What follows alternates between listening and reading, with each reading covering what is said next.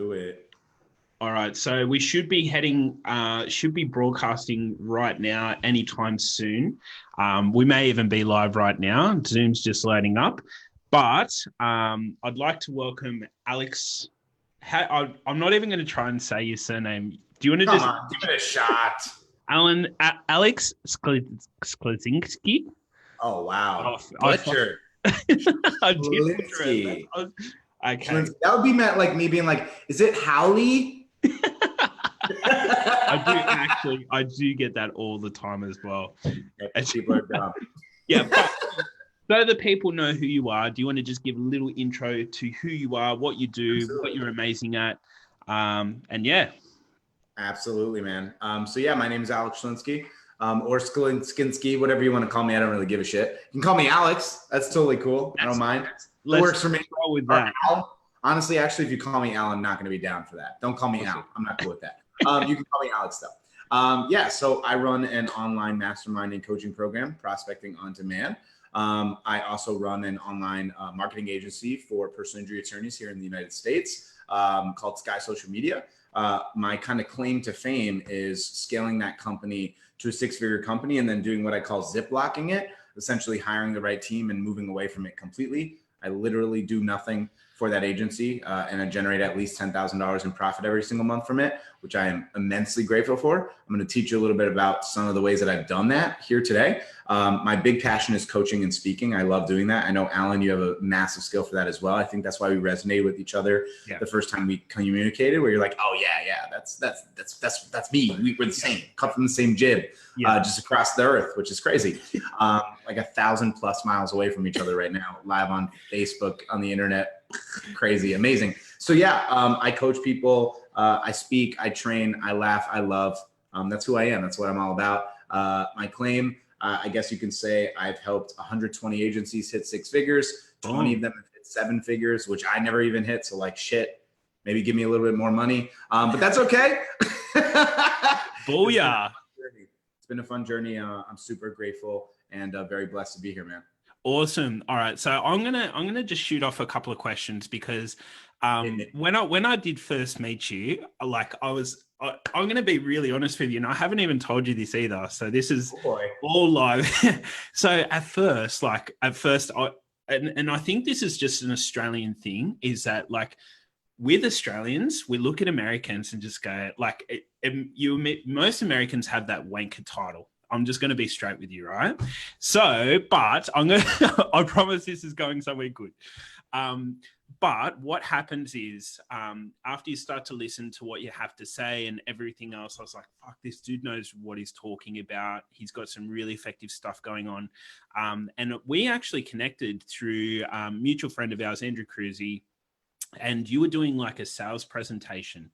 And some of the stuff you're talking about, it was just like, wow. And I think I was writing down so many notes, and then you brought up this like screen whilst you were doing the presentation, and I screenshotted it, and you're like, who just screenshotted my thing? And I was like, oh shit, did I do something wrong? And I said, yeah, it was me. And then you're like, good shit. Good to see you taking action. Good to see you. I was like, fuck you. I didn't remember that happening, so I could have been either one and be like, hey, you, or yes, good shit. So that's awesome. Yeah. So, but yeah, look, so Alex has, as he mentioned before, he works with a lot of different agencies, has done a lot of coaching, all those other great things, has some amazing results, has some amazing tips. So I just wanted to get him on, have a really cool conversation, just see where the conversation takes us. But what got you to where you are now? Like, we're obviously doing coaching with agencies and all that other stuff. You obviously got to this point somehow. What do you think drove you, or what's been some of your experience getting here?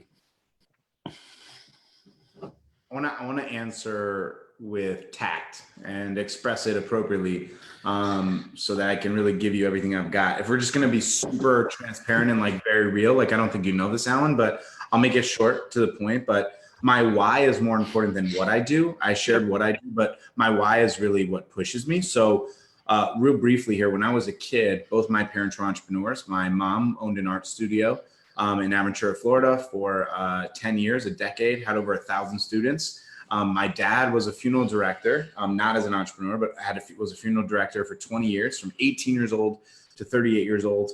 Watching my mom's success and then having me as his youngest son, he was just having difficulty doing that job any longer. So he decided to try to make an impact in a different way by creating his own business, started a financial planning company. And within 3 years, he had over 30 clients that he was doing financial advising for, or insurance sales with. And money had changed pretty drastically. I was like 12 to 15 in this phase. So I wasn't really thinking about money. I was thinking about girls and, how do I stop having acne, and how do I do school while I'm thinking about girls?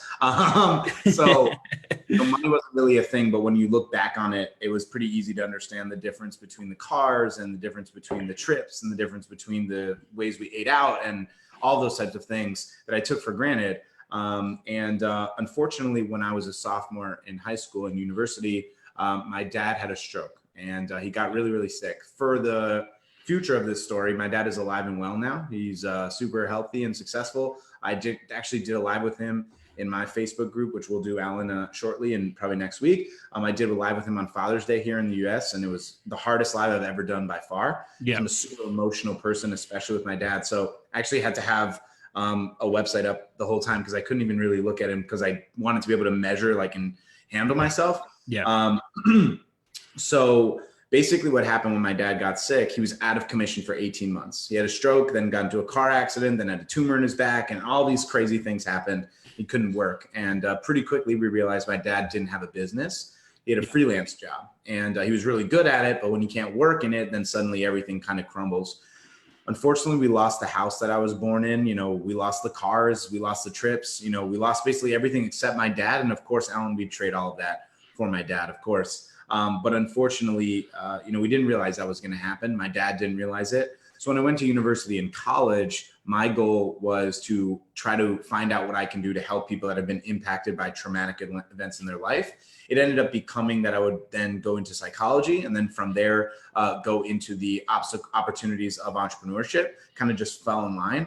I'll simplify the story so it makes it easier, but I worked for the Miami Dolphins. I worked for the Ultimate Fighting Championship. Miami Dolphins is the NFL team here. We don't play Australian football here. We play without pads because we're a bunch of wimps, or with pads, excuse me. We're a bunch of wimps. Can't play rugby because we're a bunch of wimps, like I said. So can't do that in the US. But I used to work for those teams and kind of created opportunity. My whole mission, though, the whole time was how can I impact people that have been through traumatic experience? And when I created my agency and I started growing it, I realized that, again, my main focus was I want to build a business. Yeah. I don't want to just do something freelance. And I wanted to learn from my dad. So I built something up, built a business, ziplocked it, and then I started coaching it. And then I realized I found so much fulfillment in coaching because I'm fun and I enjoy it, and I'm very passionate. I'm very loud and boisterous and obnoxious at times, but those are the things that really make people resonate with me. Those are the things that make people want to work with me. And there's also the things that make people not want to work with me, which is totally fine. You don't have to. It's all good. I'll be okay. I just want to be me, and to be me and then impact people by being me. Shit, man, there's nothing better than that. So that's kind of the big story. That's the model that I went through, and that's how I did it. Boom. I love that. And especially just on that last point, that's fundamentally everything that I talk about, before business, before strategy, before Facebook algorithms, all the other bullshit, right? You need to really accept who you are and really embrace it, because if you can't embrace who you are, you can't embrace your flaws, your everything that is about you, the good and the bad, you're always going to get caught up somewhere. You're not going, it's essentially, you're not going to be in this game long term, because you're always going to have something that's going to hit you from where you just never know, right? Yeah, awesome. So Marshall Gillen's jumped on and said USA. Marshall's a good dude. I know him. He's a really good dude. I've done an interview with him in this group before as well. So there's a couple of people jumping on. Make sure you say hello if you are watching.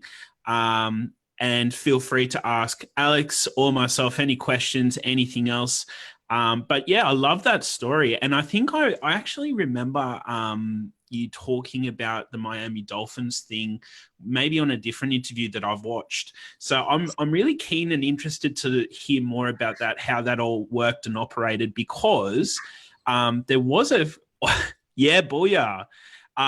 Because there was like a section of my life before, it's actually probably almost a year ago to the day, where I was really keen on working with one of the rugby league teams here. But I just didn't pursue it, and I'm glad I didn't. And part of the reason is because there wasn't a lot of money in it. Fame in America. Okay. All right. So it's the exact same. Same. Yeah. So I'll tell you how this happened. So I went to school. Like I said, I went to psychology. That's why this title is about the 1950s psychoanalytic theory. That's why I've got, Cialdini's influence here. Very important book. Very important. I love just like the human brain and the human psyche and how, we operate. I think it's really important and impactful to understand that. And I wanted to be able to help people. So I wanted to become a criminal psychologist. I was very interested in that. Right after I graduated college, I went to an externship, which is like your first job opportunity that you don't get paid because it's this horse shit. But regardless, got the opportunity, and I think I was 21 maybe, mm-hmm. and 21. And, I went out there and we went to a battered woman's home for criminal, and it was with a criminal psychologist. And what he was trying to do was create like this like formatted plan to help battered women. And like, we interviewed like 5 women who have just been beaten their whole life and had horrible experiences with terrible people. And it was just like, shit, like, I think I bit off more than I can chew. And I didn't realize that until I got my first real taste of life. And I was so disappointed. I was so upset because I felt so impassioned by it and so just driven by this mission to really help people. And then it was like right in front of my face, I was going to give up. And I don't give up on anything. It's not me. And I was going to give up. Like I was going to give up. I knew it wouldn't work. Like I knew it wasn't something I could do. So what I did was I went back to my habits. Like, as you're probably a massive rugby fan because your parents were rugby fans, so you watched it your whole life. That's the same with the NFL and the Miami Dolphins. Like, my dad and I, like, it's a Sunday tradition. Like, we watch the Dolphins and cry about how fucking terrible they are, but we watch it. Like, that's our thing. So that's exactly the same. Exactly. I wanted to become, I wanted to either do sports broadcasting or do journalism. And I just called the Dolphins literally 60 days in a row. And in the United States, certain companies have to have like online PR department information. So I called the PR department every single day for 2 months straight. After emailing 1,000 different website affiliates to get a byline, which is like the ability to write. I got the opportunity with a company called Fansided, which was a Sports Illustrated affiliate. And they gave me the opportunity where they would pay me $1 per 1,000 views on an article on a website that averaged 1,000 views per article. $1. Crazy. So anyways, I got that opportunity and I called the Dolphins every day for 60 straight days, and I would get every objection in the book. Like, oh, Jason's busy. Jason was the PR director, and he was the one deciding who would be media. Jason's busy. He's at lunch. He's with the client. He's in a meeting. He's not here. He's blah, blah, blah. He's on a break. He's on a trip every month. And then finally, one of the days, I felt like I had the commitment to just keep calling because I felt like they were going to get frustrated at some point and either block me, which is cool. If that happens, it is what it is. I'd probably call from my wife's phone probably at that point. Like either they would block me or they would get tired of saying no and just realize it would be easier for them to say yes. Yeah. Because I felt like I belonged. Like, I know the Dolphins through and through. Like, I'm an obsessive fan. Like, I know everything. So like, might as well just have me there. Yeah. So finally one day she's like, oh, okay, I'll patch you through to Jason. Keep in mind, I've been working for this for like 8 weeks now. Finally, I'm hearing the dial tone, the do, like right before he gets on the phone. I'm like, oh shit, I have no idea what I'm going to say. I wasn't ready. I forgot. Like, I wasn't ready for that. Yeah. I was just trying to get there. Picks up the phone and I'm stuttering, which I never stutter. I'm like a very like deliberate speaking person. I'm like, I'm Alex, Dolphins fan, UCF, which is the school I went to, journalist I want to be. Like, I started speaking in Yoda language. Like, I couldn't express it. Before I could even finish my sentence, Alex, you're on the media list. I'll see you on Sunday. Click. That was it. And I did it. I was like, whoa, I did it! I was freaking out. Called my dad, was super, super excited. Yep. Drove up to the Dolphins media tent that Sunday. And when I did, I rolled up to the security and I'm like, hi, media. And he's like, where's your media badge? And I was like, I thought you were going to give it to me. He's like, okay, what's your name? And I give him my name, Alex Schlinsky. My legal name is Mark Schlinsky. Yep. On my ID, he's like, well, this says Mark. Are you Alex or Mark? I'm like, oh God, please. Like, please understand. I go by my middle name. My name's Alex. I go by, and he's like, yeah, I'm just fucking with you. Here's your media badge. Like, yeah. So, wow, that's a really cool story. So look, here's the thing, because most people would have given up after the second call, right? What made you decide that I am just going to call as many fucking times as it takes? It was a childhood dream of mine. Like, I wanted to do whatever it took to get the access. I was so tired of people telling me when I was a kid, and I'm sure, Alan, you've heard this. I'm sure this is a mantra just as much as it is in the United States as it is in Australia. Like, you can do anything you set your mind to, right? Like 100%. That's such a common trope. Like, people talk about it all the time. And I used to get honestly pissed about it when I was a kid. Like, I can't fucking fly. I can't jump off a building and fly. I'm going to die if I do that. I can't, run at super speed. I can't shoot lasers out of my eyes. I don't have Spider-Man webs. Can't run as fast as Sonic. Like, what the hell are you talking about? I can do whatever my mind like says. Like, that's just dumb. I get the idea, but I'm a teenager and like, I don't want to hear that shit. Right. Yeah. So for the first time ever, when that happened, when I created that opportunity, it really felt like that was what they meant. 100%. Like, then you can achieve it. And I was just so determined to create this because of the failure I had from the psychology side, the criminal psychology. Yeah. And I felt lost. Like, I felt like I didn't know what to do. And this was my only avenue. So I called just every single day because I wasn't going to quit. And also, it was really easy to call. I mean, it was so fast. The number was there, pressed it. Yes, no, next day. And I just kept doing that over and over. Those 2 months, though, it's so much easier in retrospect to express it. I wish that I could go back actually like that and like think how my mindset really was. Because in retrospect, I have a huge bias because the outcome is what I wanted it to be. What did I feel like, though, Alan, on day 31 and 47 and 52? I really don't remember because I got the goal. So when I think back, like, it was all worth it. But did I know it was worth it when I was going through? I wish I could remember. I wish I took more interest and thinking about it because I wasn't, because I was just doing it out of desperation and I'm going to make this happen no matter what. And I did. Yeah. But, and that's like, and I love that. Like, because so many, here's the thing, like, and you probably, see this with a lot of people that you work with and people who you may be prospecting and whatnot, obviously. With a lot of people, you'll come across what they sometimes have is this almost privileged view of the fact that I have a service and people should just be doing business with me just because I have the service. This almost entitlement, rather than like that grit to fucking, like what you're talking about, that grit to do whatever it fucking takes to get to where I need to go. And talking about, calling and calling and calling, like regardless of whether you took, stock on what your mindset was on day 45 or whatever the case is, right? The fact of the matter is there was just no other option. There was no other option for you. And I think that's that same, like, I never had to make those phone calls or anything like that, but I still remember, like I left my full-time job as of January this year. But prior, like in last year, I did 6 figures just in my business, let alone my full-time job, plus like some of the amazing things that happened just in January alone, straight after like I left my job and whatnot.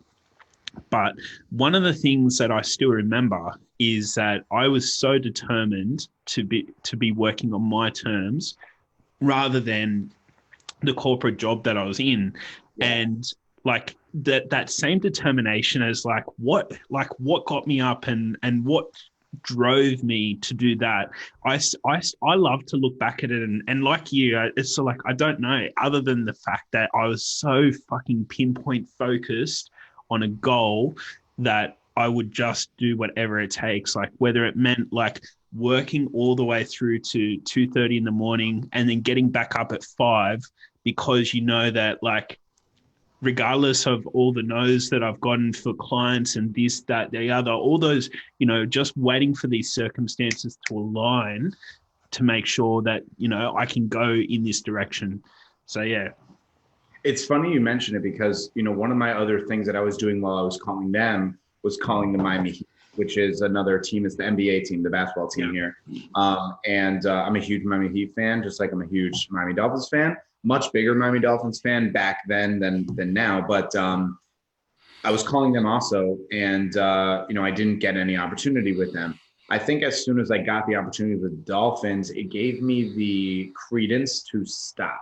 Yeah. Which was interesting because in retro, I never share that. I never share that part of the story because then it kind of diminishes a little bit of what the other part is. But being transparent, like the reason was like I was hunting for anything, right? It's easy to express like that one of the things worked when the truth is like one of the 20 things worked, right? Like I was calling lots of different things, trying to do lots of things. I was trying to create an externship for, you know, what's it called?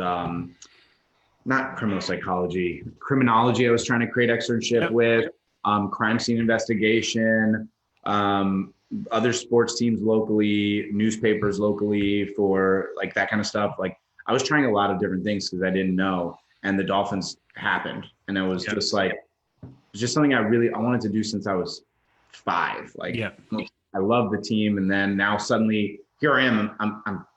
I'm literally interviewing the head coach. I'm in the locker room with the team. Like I am media at the game, like writing about the game. Like what? This is crazy. This is real. Like I'm 22 and this is happening. I can't believe this. Like I can't believe this. There's one funny thing about media here, Alan, that I don't know if you're a big sports fan. I'm a huge sports fan. In media in the United States, you're not. It's not appropriate, or you're not supposed to cheer at all. I'm like a cheering fan. So like when I'm doing media, I have to like measure my excitement. Oh, really? Okay. Yeah, you can't cheer. You're not. It's not supposed to be fan. You're supposed to be unbiased. Yeah. Right? Sure. Obviously, I'm fucking biased. I'm a diehard Dolphins fan, but it was very unique experience. And I think it set me up for the opportunity to recognize that failure is part of the process and just keep chugging along. You never know how close you are to that diamond mine. Just keep chugging, just keep pushing forward. Because I think that a lot of people quit before they see it through. Just see it through. Just keep going. Nothing bad's going to happen. Yeah, I love that. Just see it through, keep working. And I think you need to because not everyone is going to the perfect circumstances for you. You've grown up, and you knew that this was something right. So it didn't matter. Like to me, when you tell this story, it doesn't matter whether it took 180 days. It probably would have still been the same outcome. You know, you would have just kept going and going and going, right? But I think what it really comes down to is really having that ultimate goal of knowing what you want and why. And like you said, why you want it as well, doesn't it? And what, you talked a lot about your why before, but why do you think the why is one of the most important parts of your story? I think it's the critical driving force when things get difficult. I think when I was younger, I thought the only thing that would bring satisfaction was money, and money is probably one of the only things that doesn't bring satisfaction. It's all the other things that matter. And I'm super grateful for where I'm at financially and what we've created. But my goal is to create fulfillment, to be excited about what we do and do something that matters as a collective, as a community, not just as an individual. So I think my mission and my why, it pushes me when I don't want to get up, when I don't want to do it, when I'm uninterested or when I'm bored or tired. Because I think a lot of people, they want to pretend that they're, I'm always motivated, I'm always driven. And it's like, no, you're not. No, you're not. You don't have to be something fake just to posture yourself up. I'll be real. Some days I wake up and I don't want to do shit. Some weekends I get up and I think, holy crap, this week is going to be too much. But then I also recognize and realize there's more at stake than just this moment. This is a fleeting feeling. This is a fleeting feeling. When I was in school, I worked really hard to be good at school, and I used to get really stressed out over tests. And what I used to do was I used to talk in an esoteric mindset, like, we're on a flying rock in the middle of space. No one knows what the fuck is going on. We're all trying to be better people, probably. Just go for it. Yeah. That's what I normally do. But detaching yourself from that is fine, but it won't drive you to do something that's purposeful. Your why drives you to do something that's purposeful. And thus why I believe so much in your mission and your core values and your why. And I think that's critically important to push forward. 100%. I love this. Awesome. All right. So let's talk some business, right? So you obviously, like, the one thing that I know about you is you're very big on, like, one of the key parts of, I think, what I respect about you is your sales process, your directness, your ability to be able to go, this is what we're talking about. This is what we need to look at. So talking about business, talking about that, tell me, what's the title of this video? How to call close your leads using a 1950s all right, you take it. Psychoanalytic theory. Yeah, there we go. So basically the psychoanalysis, most people know Sigmund Freud. That's what they know of. There's another not as well-known psychoanalyst. His name is Eric Berne. And he posited this incredible theory called transactional analysis. And this is where I kind of take my sales strategy from.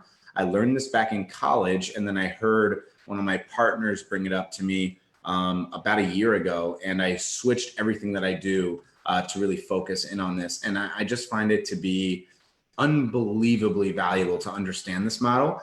I think a lot of people want to do 2 call closes or 6 call closes, and then they bitch about how clients are always, like, ditching them and they're ghosting them and not following up. It's like, well, that's because you're not making an offer and you're not really being upfront about the purpose of it. They're like, I just don't understand the idea of a, like, discovery call. That doesn't even make any sense. How is that even a word? Yeah. Are you saying that you need to separate your discovery from your offer? That means you don't have a good offer. That means you don't understand the model. So what I do and how I coach sales is through the PAC framework, which is transactional analysis. So I'll break this down very, very simply. PAC is the model, and it stands for an acronym of parent, adult, and child. And what Eric Berne had posited, and I think it came out I think he did it in 1954. Like, we're talking a long time ago. It's pretty amazing. He had posited that everyone you speak to has 3 ego states, meaning 3 states of being at once. You've got the parent, the adult, and child. And Alan, it's perfect for you because I know you're a new dad. First off, massive congrats, bro. Super awesome. But, like, you'll get this. You'll really understand this. Yep. So every person you speak to has the parent mindset, the adult mindset, and the child mindset. And overcome those things in sales is the key to getting success. So what are parents? Parents are naturally skeptical. They're skeptical out of security reasons for their time, their health, and their family's security, right? Now, you would know this, Alan, right? Because, of course, you're going to make sure that you're very, very careful about what you choose to allow to happen for your kids and your family, probably much more so than you were ever careful about yourself, because that's how we are as people, right? Which is totally fine. So you have to overcome skepticism. Now, if we talk about this in business, if you have the parent mindset, skepticism is rampant because they don't believe what you're saying is legit. So you have to show them and say, look, I know what I'm saying is like it seems like a big promise, but we've done this with Michelle and Tracy and David. So you're no different. Do you see how that happens? When you showcase proof, it makes it easier to overcome the parent obstacle. Then we move to the next logical framework, and that's the adult. The adult thinks logically, or so we hope. The adult thinks logically. So what you have to do is you can't just have a process that you're throwing shit at a wall and hoping that it sticks. You have to show them that 1 + 2 = 3. If 1 + 2 = 4 in your format, they're never going to buy from you.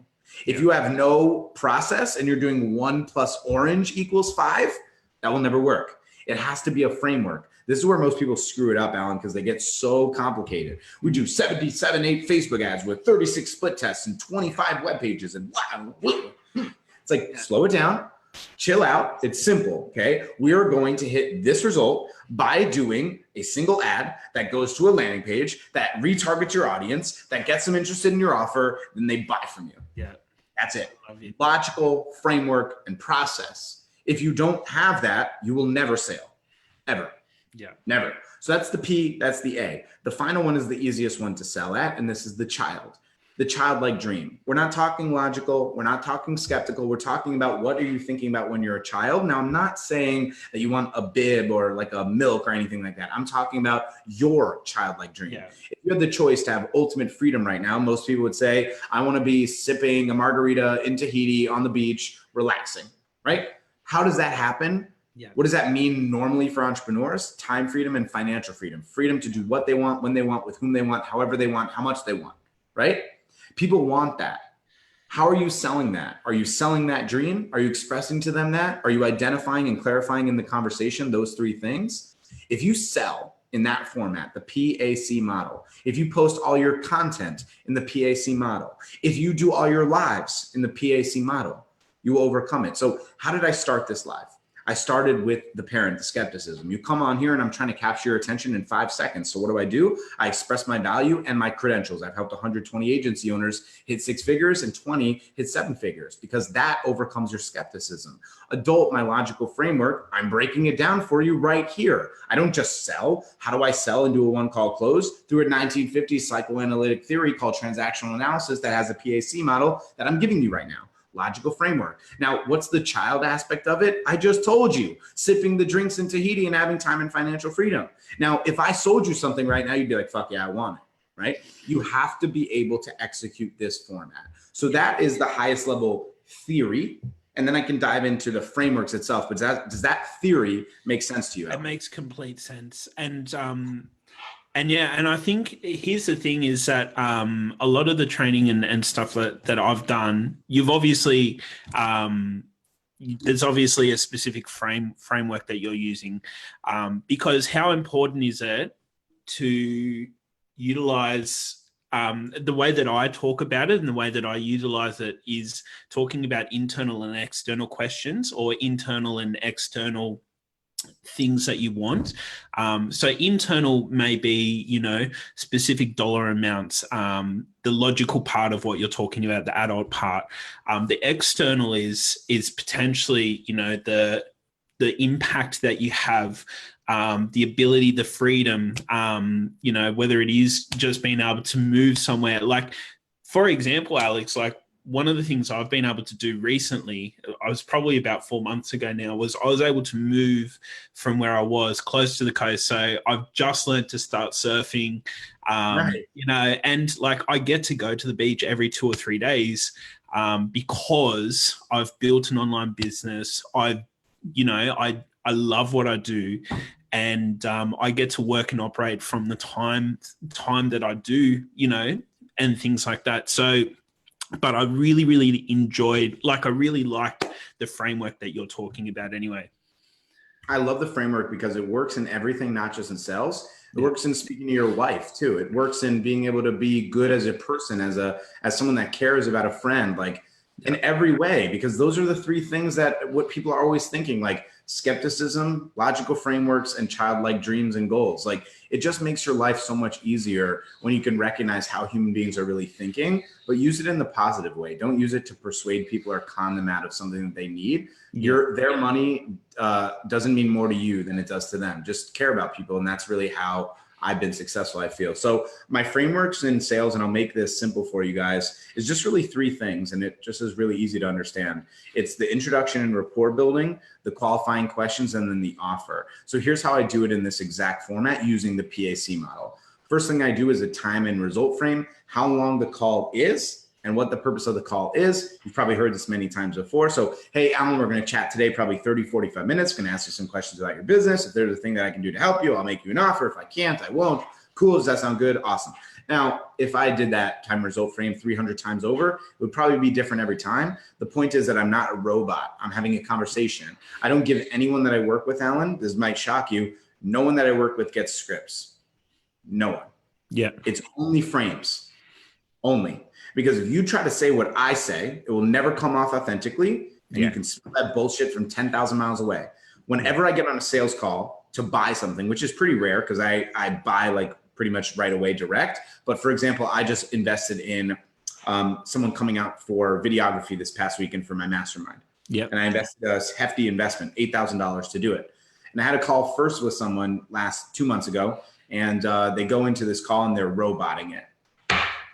Robot. I'm like, dude, don't do this with me. You can't do this with me. It won't work. Just talk to me. I will buy it from you if this makes sense. If it doesn't, don't worry.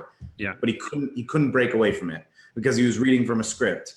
And I told him, look, man, I feel bad for you. I feel bad for you that you need to have a crutch that's a script because you don't recognize how to appropriately have a conversation. So I'll tell you up front that you might be the best videographer in the world, but I'm not working with you. Yeah. I just can't. I can't work with a fucking robot. I can't. It's not possible. So don't be a robot. Just speak it. So time and result frame. Next very important question. Why are you on this call? Yeah. On the call. Why are you here? Get clarity from them. That's the only thing you need to do in the front portion of the call. The second frame is the qualifying questions. This is where people talk about discovery and then get off the call. It's the most asinine thing. Just do the discovery, identify if you can help them, and then make them an offer. So discovery is identifying 3 things. It's called the 3 W's. It's easy to remember because 3 looks like a W, right? So where are you now? Where do you want to be? And what's the obstacle holding you back? That's it. So what you're trying to identify is where they are here, where they want to go, and what the obstacle is. What's the gap? Can you fill that gap and help them go from here to here? That's your goal in sales. If you can, sell them aggressively because it would be a disservice to them if you didn't. If you can't, tell them that up front. It sucks. It's not fun. I hate it. It's the most annoying thing ever, but it's the right thing to do. I had a call today with someone, Alan, who I would love to have worked with, but their gap was wider than the screen in my capability. I have to express that. And I had to say, shit, man, I want to work with you, but I can't. They're like, no, I'm going to make it happen. I'm like, you don't understand what I'm saying. Like, I'm not going to let you work with me. Yeah. Like, I can't have your emotional baggage. I can't help you right now. If I could, I of course would, but I can't. And that makes me feel fine that I'm doing something out of integrity and within alignment, even though of course I want the money. I mean, who am I kidding? Of course I want the money, but I want to help them more than I want the money at this point. Right? Exactly. It's harder to do when you're in the beginning, but that's the challenge that you need to be up for. Otherwise, don't do this because you'd hate if someone got on a sales call with you and was just like, how can I get paid from this guy? That's not the way to do sales, fam.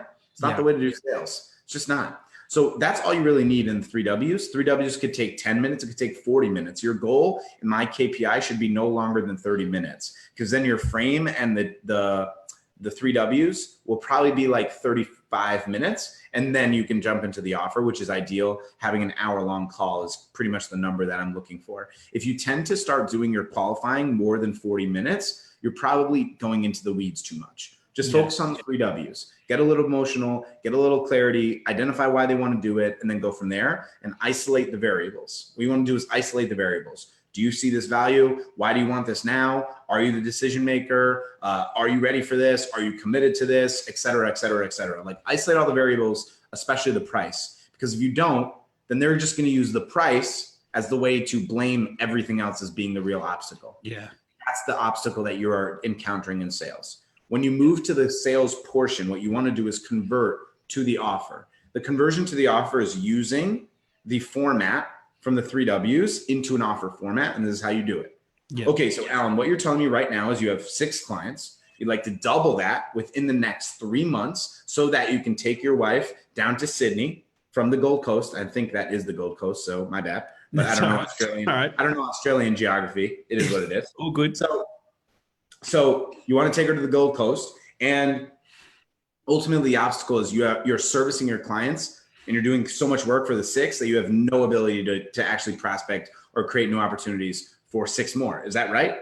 And then they say yes. If you don't say, is that right? Then they can hit you with an objection later like, oh, I forgot to tell you that I'm going on a trip for 6 weeks and I can't work with you. And you're like, oh my God. Yeah.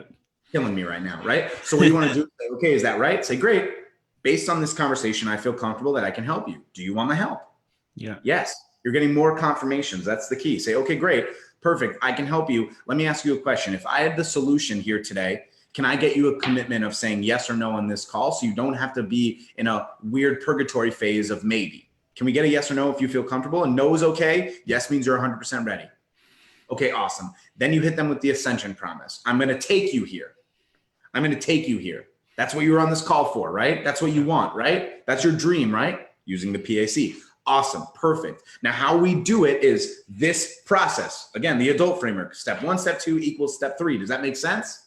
Do you have any questions about that? If they start getting into the nitty gritty, say, I want you to keep it at the highest level. When you go to a repair shop, you're not asking exactly what belt and which fan they have to change. You want your car to be fixed. I'm here to fix your business. You want to learn about the inside nitty gritty? Talk about that when we work together. Right now, I just want you to focus on the high level. Do you want that? Yes? Okay, great. You see value in it. Separate that. Yes, I see value. If you don't say that, then when you hit them the price, the most common objection, because they can't say, oh, I don't see it, I can't pay that. They'll say, it's not valuable to me. Yeah. Well, they can't see that if just 2 minutes ago you said, I see value in this. Yeah. Right? So do you see value in this? Yes, I do. Excellent. Awesome. So here's how the model works. What we're going to do is we're going to generate you these opportunities and create this amount of return on the investment for you. Is that what you wanted? Okay. And then you hit them with the price anchor. So let's say I asked you to invest $10,000. I'm not going to ask that. Let's just say, and I generated you $30,000 in revenue. Would you, if you could, put into stock $10,000 to generate $30,000 for sure? Of course you would, right? Well, here's the good news. You don't have to invest $10,000. In fact, in one sentence, I will quadruple your return on the investment. All you have to do is invest $2,500 today. And that's it.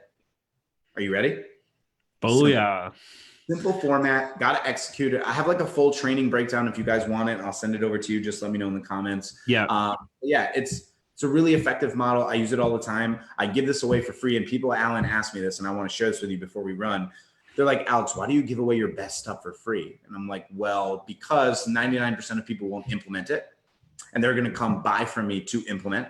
Because literally when you buy from me, I'm not going to lie to you. I'm going to tell you exactly what I just told you on this live. Yeah. Not hiding anything. You know why? Because what you really need is someone to yell at you to implement. People laugh and they joke around because in my group, like I literally yell in every video, like, fucking implement this. Stop watching shit and do something about it. And then they're like, oh, I love it. Okay, awesome. I'll do that, right? Like people do not buy for information. They buy for implementation. The reality is in the world that we live in today, you can find any bit of information you want online with some digging. The difficulty is digging through a bunch of garbage to find the good stuff, but you can find anything online.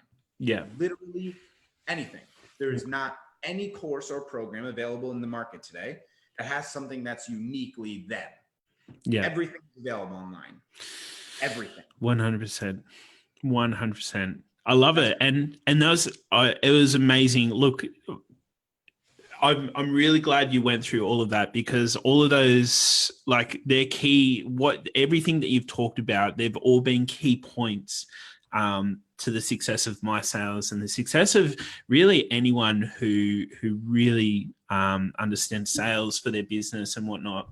And I'm really glad that you stopped on the one of the first questions is like, so why me? Why now? It's such an important question. Why are we here? Why are we even talking? And I really because there was a point in time where I wasn't even asking that question, and it was killing me, not, following those key parts anyway. So awesome. Now, guys, if you would like a copy of, so what is it that you do have, Alex? It's called the One Call Close. So if you want to just throw One Call Close in the comments below, I'll send it over. Hashtag One Call Close if you'd like a copy of it. There's not that many people on right now, but there are a few people who will come back and watch this, and I'm sure they'll be interested. So if you would like a copy, hashtag One Call Close. Mate, there is one last question that I do want to ask you. So first of all, thank you for jumping on, adding a stack of value. This has been really, really cool. There is a question I ask everyone who comes on. And the last question is, if you could go back and how old are you now, first of all? I am 28. All right. So if you could go back and tell your 20-year-old self anything, what would it be? Do you want the joking answer or the real answer? The joking answer. The joking answer. The joking answer is every single champion that's won in the last 8 years so that I can make $1 billion betting on guaranteed winners. Yes. Whoever doesn't say that is just freaking stupid, obviously. Have you ever seen Back to the Future? Please tell me. Of course. Yeah. Well, that's what I would say. Obviously, of course. I mean, I'm a huge sports fan. I would be like, yo, I know every single win. I used to literally think about that when I was a kid. Like, can I remember all the wins, like the teams who won? Yeah. What if I went back in time? Joking aside, I know that's not the point of your question. Yeah. It's a shitty answer though. It's a good answer. It's like, well, why wouldn't you? It's just too practical. That's not what you're going for. You're going for the esoteric. So esoterically, what I would say to my 20-year-old self, I want to think about it like honestly before I answer. What would I say to myself? I'm trying to give me the Jeopardy music. Shit. Yeah, I'm trying to give you good thinking music. Yeah, I think I would. I don't want to give some platitude. Like my right away is like, don't give up. Like that would be it. I think what I would say is just recognize that your life's not going to end in every moment. I think when I was in high school and college, like I put a lot of onus on like finding my path and my career and my plan, and my wife and I were both really worried about that, which is understandable when you don't know what you're doing. But I think I knew from the beginning that I would figure something out. I'm a smart guy. I knew that. And I knew I could do something. I just think I gave myself a lot of grief for no reason, because I was just really, really worried that maybe it wouldn't work out, that maybe I wouldn't be, maybe I had to hold myself in too high regard. But I think one thing that I've learned myself, and I still say this to myself just as much as I would say to my 20-year-old self, is just own your own badassery. Like if someone thinks I'm arrogant because I'm saying that I'm the best in the world, then I'm really glad I'm not working with that person, because then they don't believe they're best in the world. Like I truly believe I'm the best in the world. Does that mean I'm the best in the world? It doesn't mean shit. What it means to me is what matters. It doesn't mean anything to anyone else. It's up to me. And when I believe that I'm the best in the world, it allows me to be the best person I can be. It allows me to go to mastermind events and speak to people that are really high level, that think about what I'm saying and go, holy shit, that's amazing, right? Like that's what I'm looking for. Wow. I want to create impact. That's my style. Booyah, mate. I really, really like this. And this is like this topic is something that has been, it's been very prominent on my mind, at least for the last 2 or 3 days. So I'm going to get very vulnerable and share something with you and the rest of the world, or the people in this group anyway. And like, for a lot of my life, I've let people walk all over me because I've never been very confident to stand by myself and stand by what I believe in, like what you're talking about. And the other night when I was running one of my events, I had someone call me out about one of the strategies that I was talking about. He's like, I'm not going to I won't talk about what strategy or anything like that. All I'll say is that not only did he like sort of laugh at it, like he laughed openly, he then looked around the room and tried to get people on his side to back him up. And I did this extremely professionally, which I was so proud of as well, as like I just shut him down immediately. And then not only did I shut him down, I then like drove the knife in, if you will, and basically just said, look, I'm not here to please everyone. I know exactly who I need to help, and that's not everyone. And there's the door. Yeah. But like, I didn't even need to, like, it was just like, he sat there and he didn't say he didn't ask a single question or anything else for the rest of the thing. And not that that's my intention to shut people down and make them feel like that, but especially when, like, I think, above and beyond, like, you know, having the ability to do that in the moment, I just feel like it's very much what you're talking about is that intuitively, like, understanding yourself enough to be able to call out bullshit when you see it. That, like, sometimes it is better to take the high road, but sometimes it's better to fucking face what you need to face right fucking now. And I love that advice that you would have given to your 20-year-old self, because it makes so much sense. And I think, again, it's just something that a lot of people can sometimes do in the moment, especially when other people are looking. They're sort of thinking like, oh, what, you know, sometimes, like especially in high school, you'll sort of follow a certain crowd or you do certain things because there's a whole bunch of other people who are doing it, and you don't want to be the one who stands out. You don't want to be that person who like objects to something because like everyone else is just doing it. So like I don't want to be, you know, that person. But as you grow, as you like define yourself, whether it's carving yourself out with, you know, challenges and tests and things like that, you ultimately begin to, you know, build this persona, this person that you are. And it ties in with what you've said as well. Yeah, I think for me, like one thing I've learned and I've owned is I'm a super emotional person, and vulnerability for me is strength and it's not weakness. But you best not mistake my kindness for weakness, because at the end of the day, if you cross me in the element that I'm meant to be at, the door is right there. You don't need to be here. You don't need to be with me. You don't need to be in my tribe. You don't need to be in my process, because at the end of the day, I cannot serve and follow and help everyone.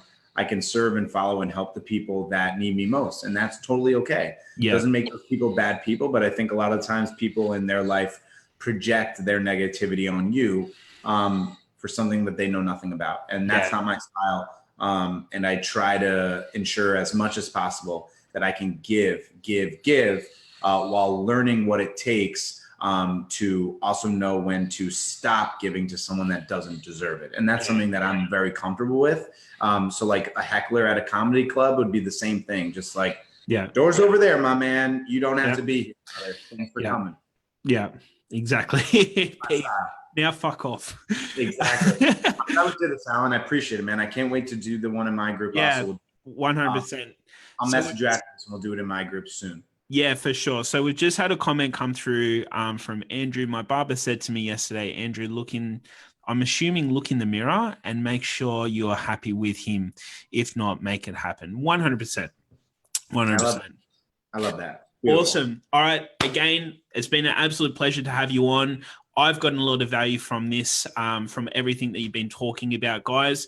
Oh, sorry. Before we do finish, where can people find you? Just message me. Just click the button that has my name on it, and then just reach out to me. You can join my group, and we'll chat. It's all good. Awesome. All right, guys. Thank you for joining us. I've had an absolute ball. And that's about it. If you have any questions, anything else, make sure you drop them below. And love you and leave you. Go get it. See you guys.